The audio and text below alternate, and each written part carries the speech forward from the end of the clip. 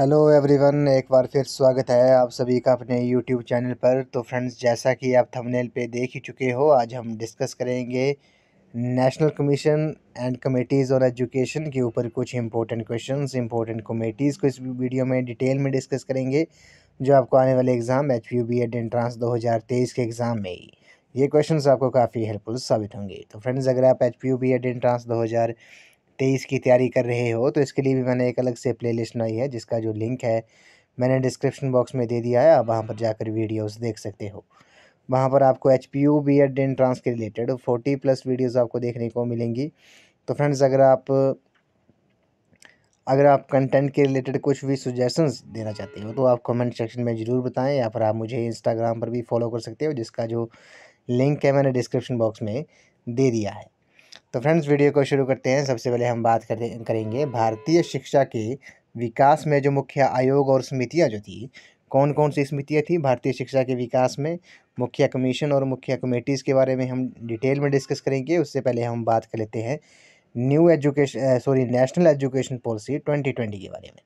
तो आपको पता होगा NEP 2020, यानी कि इसकी जो फुल फॉर्म है NEP की, वो क्या है, वो नेशनल एजुकेशन पॉलिसी है, 2020 है। इसको थोड़ा डिटेल में डिस्कस कर लेते हैं। सबसे पहले आपको पता होगा भारत सरकार द्वारा 29 जुलाई 2020 को राष्ट्रीय शिक्षा नीति 2020 को मंजूरी प्रदान की गई, तथा मानव संसाधन विकास मंत्रालय का जो नाम है वो बदल कर शिक्षा मंत्रालय कर दिया गया। अब नई राष्ट्रीय शिक्षा नीति ने 34 वर्ष पुरानी राष्ट्रीय शिक्षा नीति 1986 को प्रतिस्थापित किया है। तो ये आपने याद रखना है, यहाँ से क्वेश्चन पूछ लिया जाता है कि भारत सरकार द्वारा जो राष्ट्रीय शिक्षा नीति को मंजूरी कब दी गई थी, ये आपने याद रखना है। ये 29 जुलाई 2020 को मंजूरी प्रदान की गई थी। और मानव संसाधन विकास मंत्रालय को जो नाम है वो बदल कर शिक्षा मंत्रालय कर दिया गया है, मिनिस्ट्री ऑफ एजुकेशन किया गया है। ये आपने याद रखना है। Ministry of human resource development का नाम जो है वो मिनिस्ट्री ऑफ एजुकेशन कर दिया गया है। और राष्ट्रीय शिक्षा नीति नेशनल एजुकेशन पॉलिसी ने 34 वर्ष पुरानी राष्ट्रीय शिक्षा नीति 1986 को प्रतिस्थापित किया है। ये आपने याद रखना है। उसी तरह आपको पता होगा इस नई शिक्षा नीति के निर्माण के लिए जून 2017 में पूर्व इसरो प्रमुख डॉक्टर K. कस्तूरीरंगन की अध्यक्षता में एक समिति का गठन किया गया। इस समिति ने मई 2019 में राष्ट्रीय शिक्षा नीति का मसौदा जो था वो प्रस्तुत किया था, जिसे 29 जुलाई 2020 को स्वीकृति मिली थी। इस प्रकार भारत में अब तक 3 राष्ट्रीय शिक्षा नीति को लाया गया है। तो ये आपने याद रखना है, कितनी शिक्षा नीतियों को लाया गया है। 3 कौन कौन सी थी, 1968 हो गया, 1986 हो गया और 2020 हो गया। तो ये आपने याद रखना है। अगर क्वेश्चन यहाँ से पूछ लिया जाता है कि राष्ट्रीय शिक्षा नीति 2020 का जो पैटर्न है वो क्या है, वो 5+3+3+4 है। तो ये आपने नोट डाउन कर लेना है, क्योंकि यहाँ से क्वेश्चन पूछ सकते हैं कि राष्ट्रीय शिक्षा नीति 2020 का जो पैटर्न है वो क्या है, वो 5+3+3+4 है। जबकि जो राष्ट्रीय शिक्षा नीति 1986 जो थी, जो उसका जो पैटर्न था वो क्या था, वो 10+2+3 का पैटर्न था। ये आपने याद रखना है। तो फ्रेंड्स, अब हम बात करते हैं भारतीय शिक्षा के विकास में जो मुख्य आयोग और कमेटीज़ और कमीशन जो थे उनके बारे में डिस्कस करते हैं। सबसे पहले आपको पता होगा 1792 में जो चार्ल्स ग्रांड ऑब्जर्वेशन आया था, ये आपने याद रखना है। उसी तरह 1811 में मिनटो मिनट जो आयोग था वो आया था, ये आपने याद रखना है। उसके बाद 1813 में रिन्यूएबल ऑफ चार्टर, ये भी आपने याद रखना है। और एलिफिंस्टोन मिनट जो था कमीशन जो था वो कब आया था, वो 1823 में आया था। ये जो हम डिस्कस कर रहे हैं ये आज़ादी से पहले, स्वतंत्रता से पहले की ये कमीशन है। उसी तरह चार्टर एक्ट जो था वो कब आया था, वो 1823 में आया था। ये भी आपने याद रखना है। उसी तरह बात करते हैं 1824 में बोर्ड ऑफ डायरेक्टर्स डिस्पैच जो था, ये डिस्पैच कब आया था, बोर्ड ऑफ डायरेक्टर डिस्पैच जो था वो आपका 1824 में आया था। थॉमस मुनरो इंक्वायरी जो थी वो कब आई थी, वो 1826 में आई थी। उसी तरह William Adam 3 reports on education जो था, उसने अपनी रिपोर्ट कब सबमिट की थी, वो आपको पता है 1835 से लेकर 1838 तक। उसी तरह मोस्ट इम्पोर्टेंट जो है लॉर्ड मैकले मिनट जो कमीशन था वो कब आया था, वो 1835 में आया था। ये आपने याद रखना है। 1835 में डिक्लेरेशन ऑफ एजुकेशनल पॉलिसी, ये आपको पता होगा। अगला जो है 1839 में लॉर्ड ओकलैंड मिनट जो कमीशन था वो आई थी, आपको समिति पता होगा।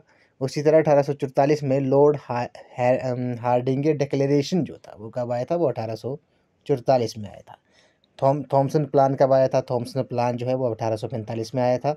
और अगला जो आपका डिस्पैच है ये मोस्ट इंपॉर्टेंट है, इसको आपने तो नोट डाउन कर ही लेना है, स्टार मार्क कर लेना है, क्योंकि ये जो है कई बार पूछा गया है कि वुड डिस्पैच जो था, वुड डिस्पैच जो था वो किसके सुधार से संबंधित था, ये एजुकेशन यानी कि शिक्षा के सुधार से संबंधित था। ये आया कब था वुड डिस्पैच, ये 1854 में आया था। उसी तरह स्टेनली डिस्पैच जो है ये भी काफ़ी इंपॉर्टेंट है, स्टेनली डिस्पैच 1859 में आया था। हंटर कमीशन, ये काफ़ी इंपॉर्टेंट क्वेश्चन है, हंटर कमीशन जो था वो कब आया था, वो 1882 में आया था। उसी तरह वॉर्लर रिपोर्ट जो थी वो कब आई थी, वो 1889 में आई थी। शिमला कॉन्फ्रेंस ऑन एजुकेशन जो थी, ये आपने याद रखना है, शिमला कॉन्फ्रेंस ऑन एजुकेशन जो थी वो 1901 में हुई थी, ये भी आपने याद रखना है। उसके बाद 1902 में इंडियन यूनिवर्सिटीज़ कमीशन जो था, ये कमीशन कब आया था, भारतीय विश्वविद्यालय आयोग जो था कमीशन वो कब आया था, वो 1902 में आया था। उसी तरह इंडियन यूनिवर्सिटी एक्ट जो था, इंडियन यूनिवर्सिटीज़ एक्ट जो था वो 1904 में आया था। Resolution of the government on the secondary education जो था वो वर्ष 1904 में आया था। उसी तरह resolution of Indian national Congress जो था वो 1906 में आया था। जातीय शिक्षा परिषद जो थी, इसका जो गठन हुआ था वो कब हुआ था, वो 1906 में हुआ था। उसी तरह गोखले बिल जो था वो 1910-12 में हुआ था, 1911 में, ये आपने एग्जैक्ट याद रखना है। गवर्नमेंट रेजोल्यूशन जो था वो 1913 में आया था, जबकि सैंडलर कमीशन जो है काफ़ी इंपॉर्टेंट है, ये वर्ष 1917 में आया था। तो सैंडलर कमीशन से क्वेश्चन कई बार पूछा जाता है, सैंडलर कमीशन जो था वो 1917 में आया था। उसी तरह acts of compulsory primary education जो था, ये एक्ट कब आया था, ये वर्ष 1919-20 में आया था। Resolution of Indian national Congress, ये आपको 1920 में आया था। ली कमीशन जो था, ये जो है काफ़ी इंपॉर्टेंट क्वेश्चन है, ली कमीशन कई बार एग्जाम में पूछा गया है, ली कमीशन 1923-24 में आया था। हार्टोग जो कमीशन था, हार्टोग जो आयोग था वो कब आया था, वो आपका 1928-29 में आया था। सप्रू कमेटी जो थी वो 1934 में आई थी। गवर्नमेंट ऑफ इंडिया एक्ट जो है, ये काफ़ी इंपॉर्टेंट क्वेश्चन है, भारत सरकार जो अधिनियम है वो कब पारित हुआ था, वो 1935 में हुआ था। एबॉट बोर्ड रिपोर्ट जो थी वो 1936-37 में आई थी, जबकि जाकिर हुसैन कमेटी जो थी वो 1938 में आई थी। द यूपी यूनिवर्सिटीज़ कमेटी जो थी ये कब आई थी, 1938-40 में आई थी। सैयद महमूद कमेटी जो थी वो 1939 में आई थी। उसी तरह सार्जेंट रिपोर्ट जो थी वो वर्ष 1944 में आई। तो फ्रेंड्स ये जो हमने कमीशन डिस्कस किए ये आज़ादी के पहले के थे, स्वतंत्रता के पहले के थे। अब जो हम डिस्कस करेंगे वो आपके आज़ादी के बाद कमीशंस और कमेटीज़ आई थी। तो सबसे पहले बात करते हैं राधा कृष्णन कमीशन जो था, राधा कृष्णन आयोग जो था वो कब आया था, वो 1948 में आया था। एजुकेशन इन इंडियन कॉन्स्टिट्यूशन जो था वो 1949 में आया था। खेर कमेटी जो थी वो 1950 में आई थी। मुदालिर आयोग जो था, ये क्वेश्चन कई बार पूछा गया है, मुदालिर कमीशन जो था वो वर्ष 1952-53 में आया था। हुमायूं कबीर कमीशन जो था वो 1953 में आया था। और श्रीमली कमेटी जो थी वो कब आई थी, वो 1954 में आई थी। चटर्जी कमीशन जो था वो 1956 में आया था। ये जितने भी कमीशन हम डिस्कस कर रहे हैं ये आपके भारतीय शिक्षा के विकास के लिए गठित की गई थी, ये कमीशन और कमेटीज़।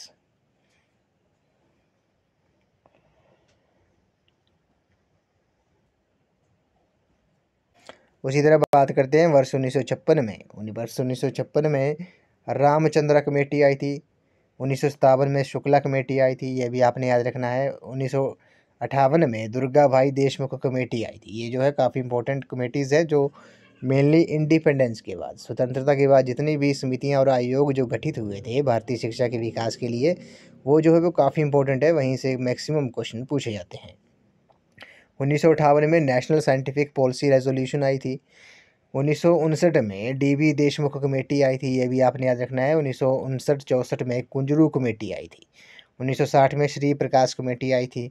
1961 में संपूर्णानंद कमेटी आई थी, ये भी आपने याद रखना है। और मोस्ट इम्पोर्टेंट 1962 में हंसा मेहता कमेटी जो थी वो वर्ष 1962 में आई थी।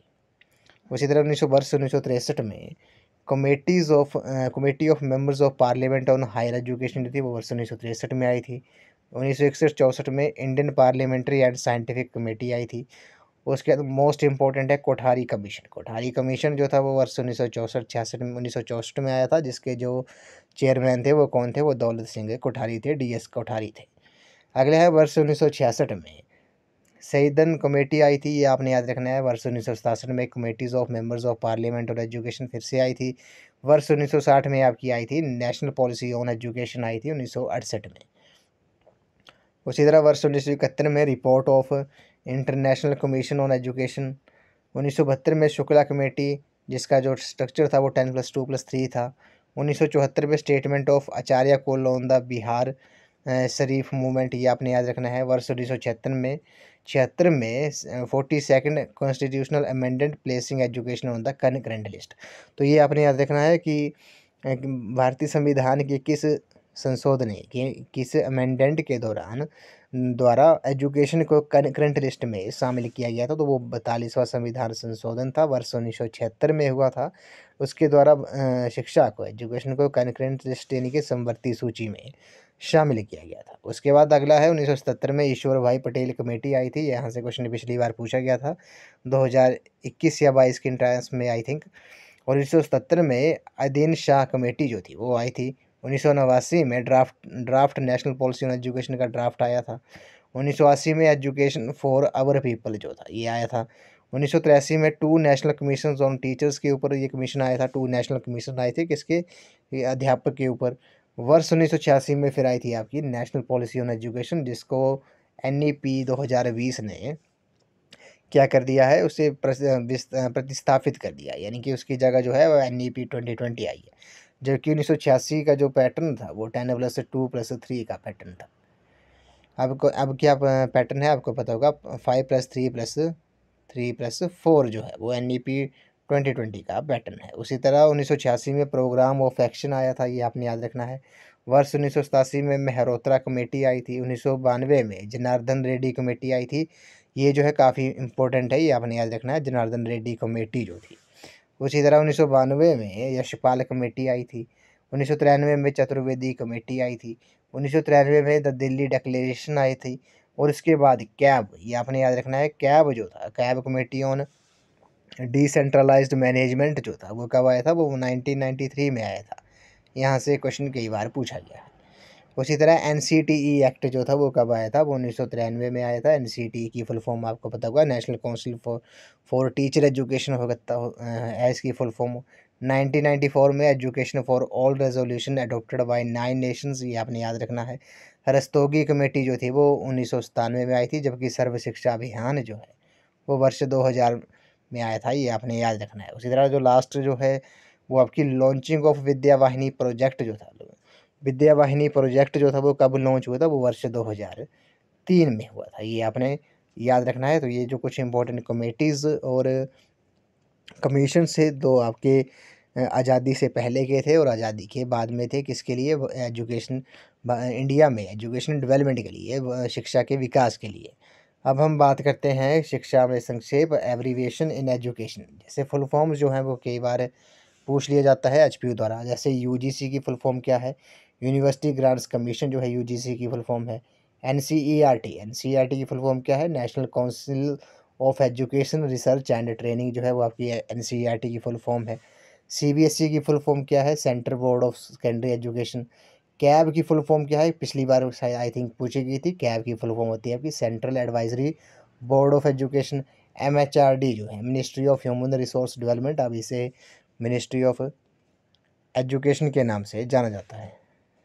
उसी तरह अगला है आपकी ERIC की जो फुल फॉर्म है वो क्या है, educational research and innovation committee. SCERT की जो फुल फॉर्म है वो state council of educational research and training जो है वो SCERT की फुल फॉर्म है।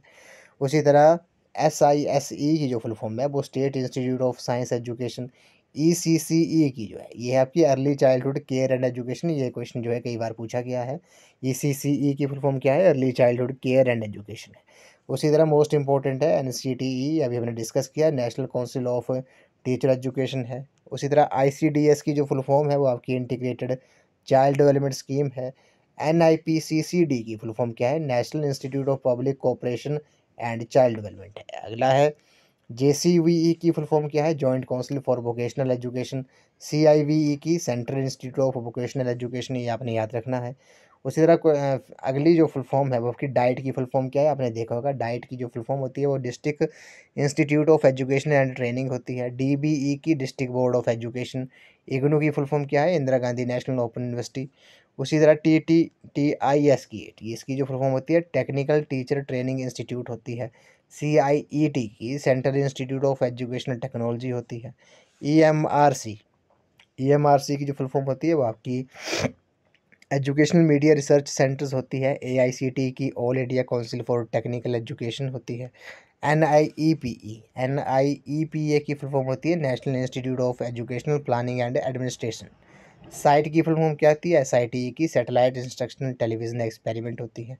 PCP की फुल फॉर्म क्या होती है? PCP की आपको पता होगा, PCP की पर्सनल कॉन्टैक्ट प्रोग्राम होती है। NOS की फुल फॉर्म होती है नेशनल ओपन स्कूल होती है। मोस्ट की फुल फॉर्म होती है मास ओरिएंटेशन ऑफ स्कूल टीचर्स होती है। उसी तरह IASE की जो फुल फॉर्म होती है वो आपकी institute of advance studies in education होती है। उसी तरह लास्ट जो आपकी एब्रीविएशन है वो आपकी NLM है, जिसकी फुल फॉर्म होती है नेशनल लिटरेसी मिशन, राष्ट्रीय साक्षरता मिशन। ये हमने प्रीवियस वीडियो में भी डिस्कस किया था।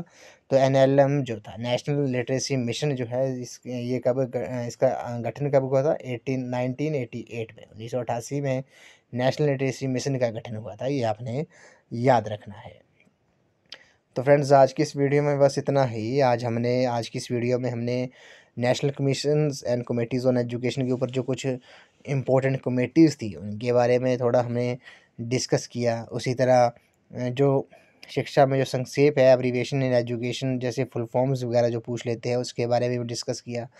नेशनल एजुकेशन पॉलिसी 2020 के बारे में भी हमने स्टार्टिंग में थोड़ा डिस्कस किया डिटेल में। उसका पैटर्न क्या है, उसके जो रिपोर्ट वो मतलब उसको मंजूरी कब दी गई थी वो आपको पता होगा, 29 जुलाई 2020 को। इसके किसकी अध्यक्षता में इसका जो ड्राफ्ट था वो बनाया गया था? K कस्तूरीरंगन, जो इसरो के पूर्व प्रमुख थे। तो उसके पैटर्न के बारे में डिस्कस किया। एक बार फिर कर लेते हैं।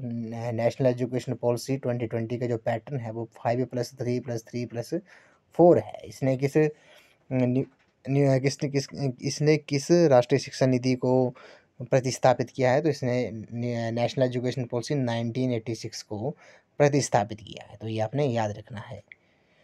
तो फ्रेंड्स आज की इस वीडियो में बस इतना ही। आई होप आपको ये वीडियो पसंद आई होगी। तो वीडियो को लाइक शेयर एंड कमेंट जरूर कर दें। अगर आप HPU BEd एंट्रांस की तैयारी कर रहे हो तो इसके लिए मैंने एक अलग से प्लेलिस्ट बनाई है, तो जिसका जो लिंक है मैंने डिस्क्रिप्शन बॉक्स में दे दिया है। वहाँ पर जाकर वीडियोज़ देख सकते हो। वहाँ पर आपको HPU BEd के एंट्रांस के रिलेटेड 40+ वीडियोज़ आपको देखने को मिलेंगी। और आप वीडियो अगर आपको अच्छी लगी है तो वीडियो को लाइक शेयर एंड कमेंट जरूर कर दें। और इंस्टाग्राम पर भी आप मुझे फॉलो कर सकते हो, जिसका जो लिंक है वो भी मैंने डिस्क्रिप्शन बॉक्स में दे दिया है। तो फ्रेंड्स आज की इस वीडियो में बस इतना ही। तो आई होप आपको ये वीडियो पसंद आई होगी।